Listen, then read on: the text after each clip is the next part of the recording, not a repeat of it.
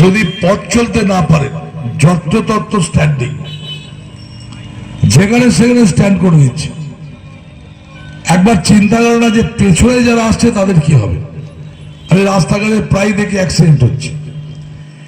এইগুলো করলে পরে আমি একদম চ্যালেঞ্জ নিয়ে বলে গেলাম, যেভাবে সিপিএম এর সঙ্গে আন্দোলন করতাম, টোটো যদি ডিসিপ্লিন অনুযায়ী না চলে আমি মন্ত্রীকে বলে টোটো বন্ধ করতে বাধ্য হব, বলে গেলাম দাঁড়িয়ে। কারণ এইভাবে চলতে পারে না। বেকার ছেলেরা দেখবেন কম, অনেক বয়স্ক মানুষ, আমি কাউকে অশ্রদ্ধা করে বলছি না, রিটায়ারমেন্ট করেছেন, তারপরে টাকা পেয়েছেন, টোটো করে নিয়েছেন চারটে।